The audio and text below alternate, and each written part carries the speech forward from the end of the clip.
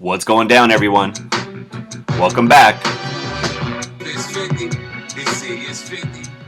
Today we're breaking down APUSH periods 1 through 5, 1491 to 1877.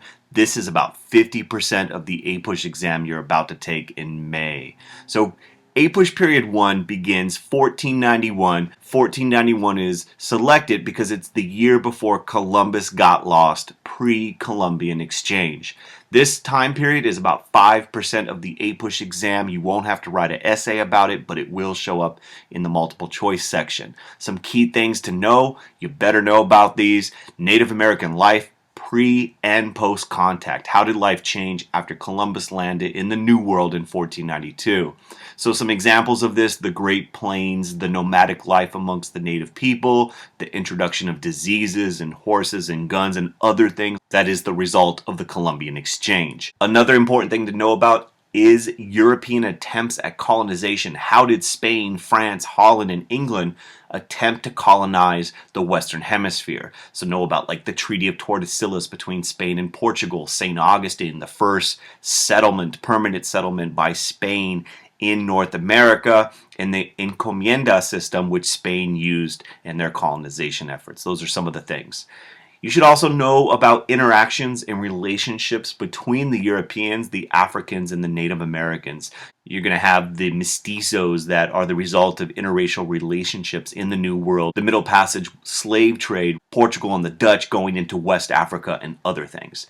This time period, period 1, ends in 1607, and that's important because 1607 is the first permanent English colony. It gets founded at Jamestown, Virginia. So that leads us to period 2. It starts in 1607 with the establishment of Jamestown. This is 10% of the APUSH exam. Some things you better know about are the success and failures of different European attempts at colonization. You should know about the interactions and the relationships in this time period as well between the Europeans, the Africans, and Native Americans. So, all these colonies are being formed because of mercantilism. You have revolts in New Spain, the Pueblo Revolt, King Philip's War in the New England colonies, Bacon's Rebellion down in Virginia, which leads to the transition of slavery, the Stono Rebellion, which is a slave revolt in colonial America, and so on. You should also make sure you know, how did England become the dominant power in North America? How did they end up winning what will become the United States? And why the English colonies develop unique identities. You got the New England colonies, which were largely Puritan and religiously based motives. You have the middle colonies like New York and Pennsylvania, the so-called breadbasket, the Chesapeake, Virginia, and Maryland. Then the southern and the West Indies, so you got South Carolina and Georgia, which are largely based upon cash crop economies.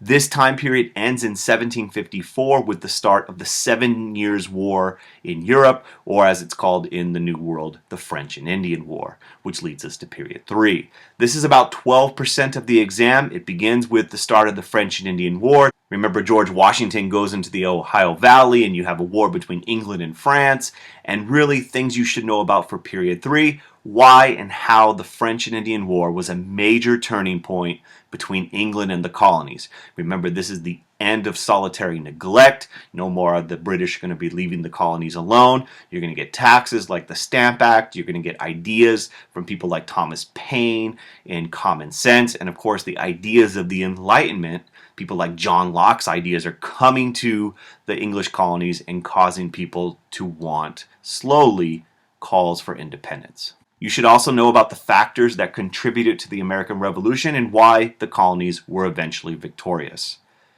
Make sure you know about the differences and the similarities between the Articles of Confederation, which is the first national government. It's very weak. And the Constitution, which is our second national government and is a much more powerful national government. So, the Articles do the Northwest Ordinances, which allows for the orderly settlement of that region, ban slavery. You have Shays' Rebellion, where the Articles can't stop this rebellion, and then that leads to calls for a new government. The Constitution is able to crush the Whiskey Rebellion, but the Constitution is only created as a result of the compromises such as the Three-Fifths Compromise, the Great Compromise. Keep in mind the Constitution creates federalism. You have a state and federal government, with the federal government having supremacy, and of course this is done with checks and balances and separation of power so that the government's not too powerful.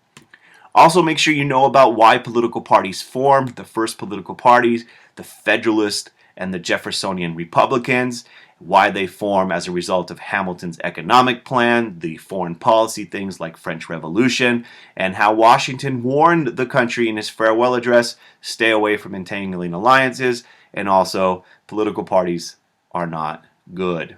Period 3 ends in 1800 with the election of Jefferson, the first peaceful transition of political power between different political parties. APUSH period 4 is 10% of the APUSH exam. It begins in 1800, and things you should know about in this time period is why the different regions, the North, the South, the West, develop unique identities and how the market revolution impacted each region. So you have Eli Whitney with the cotton gin and interchangeable parts. You have a transportation revolution creating new forms of transportation such as canals and roads.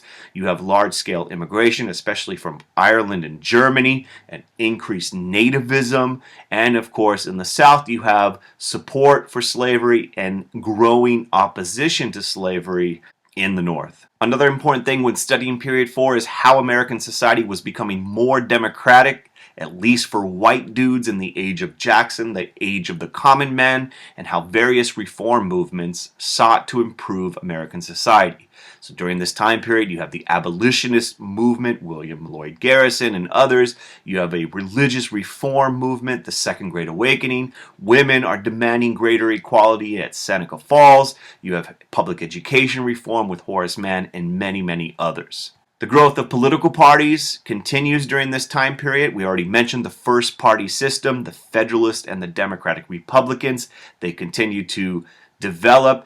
And in this time period, you also have the second party system, which is really the Democrats and the Whigs. So you should know about loose versus strict interpretation of the Constitution, the opposition to Jackson creates the Whig Party, and other things that led to this growth of political parties. And of course, period 4 would not be complete without understanding the growth of slavery issue. Really, you see the Missouri Compromise as there's a debate about should Missouri be admitted to the Union as a slave state, and how the movement west brought the issue of slavery into politics.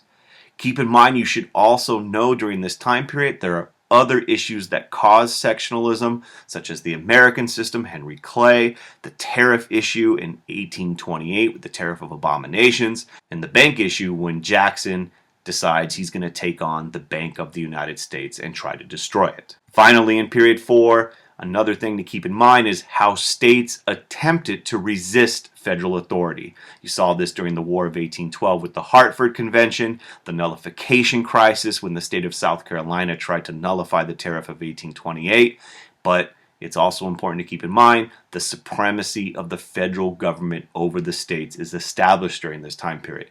You see this with many of the Supreme Court cases under John Marshall during the Marshall Court. Marbury versus Madison, and others. Period 4 ends in 1848 with the Seneca Falls Convention, that women's rights kind of movement milestone. And period 5 begins in 1844 with the election of James K. Polk, the guy who really represents the idea of manifest destiny. Period 5 is 13% of the APUSH exam. You better know about the belief in manifest destiny and the expansion of the United States during this time period. We have the issue with Texas and the annexation issue, the controversial war, the Mexican-American War, and other examples of U.S. expansion. Make sure you know about the issue of slavery and how attempts at compromise ultimately failed to prevent the Civil War. So key to this time is knowing about sectional tensions of the time period, such as the Wilmot Proviso, the Compromise of 1850, the Kansas-Nebraska Act, Dred Scott, the election of Lincoln. All of these create sectional tensions as well as other events. You should know that the North won the Civil War due to a variety of factors. Great military leaders like Ulysses S. Grant, effective strategies such as the Anaconda Plan, superior resources such as manufacturing, and key victories such as at Antietam and Gettysburg. And the war will have tremendous consequences for the nation. It'll preserve the Union, and of course the big one is the Emancipation Proclamation will be the first step in freeing slaves. And finally, in period 5, in what ways can Reconstruction be considered a failure or a success? And really, did the lives of African American people dramatically improve after the Civil War? And the answer is not too much. You should know about the Reconstruction Amendments, the 13th, the 14th, and 15th Amendment. Radical Republicans calling for greater protections for the rights of African Americans. However, you should also know that the KKK uses violence, Jim Crow laws start to be established, and other things ultimately cause Reconstruction to fail. Period 5 ends in 1877, and the reason for this is considered the end of Reconstruction with the Compromise of 1877 with the election of Rutherford B. Hayes.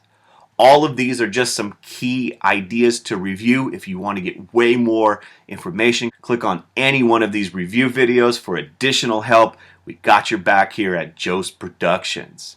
And as you can see right there, Abraham Lincoln's pouring out some orange juice for all the homies in APUSH that didn't make it to the end, but you have. So click like on the video, tell your friends about the channel. If you haven't done so, subscribe and get a 5 in May. Peace.